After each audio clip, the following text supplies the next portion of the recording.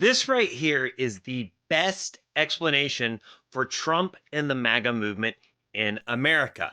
And here's why.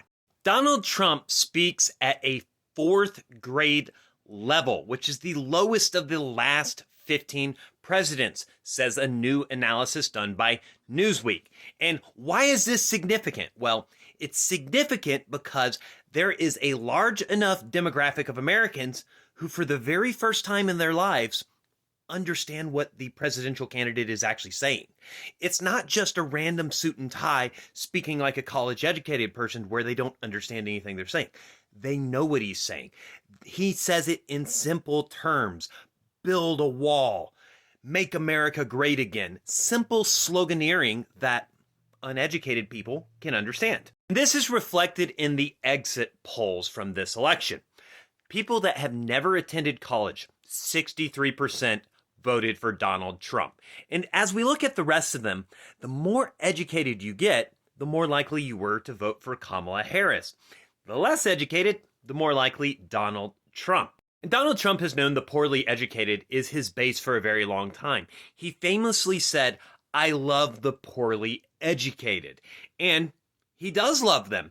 And he knows that because they're poorly educated, he can dupe them into believing his bullshit. So the question is what do we do with this? We understand that a percentage of Americans are frankly very poorly uneducated and just not that intelligent. But it's probably not the best tack to just call them a bunch of fucking morons.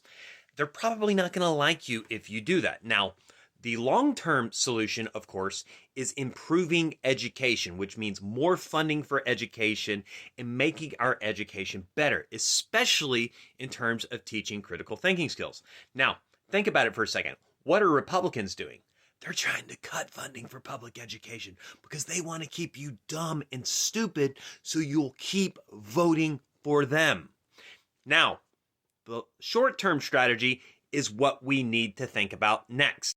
Now, what should we be doing in the short term? Well, I don't know all of the answers, but one of the answers I would say is we need to have a populist left-wing message that the average and even the poorly educated Americans can understand.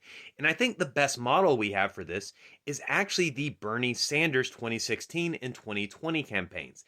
And we need easy slogans. Medicare for all is one example of that. And if we can put together a left-wing populist message, which is easy to understand, regardless of your education level, then I think we have a chance to win a lot of these voters back. And that's what the Republicans have managed to do. MAGA has not taken over all of America. It's taken over the Republican Party. And one of the differences between the Republican Party and the Democratic Party is the Republican Party was weak enough for an outsider like Donald Trump to come in and take it over.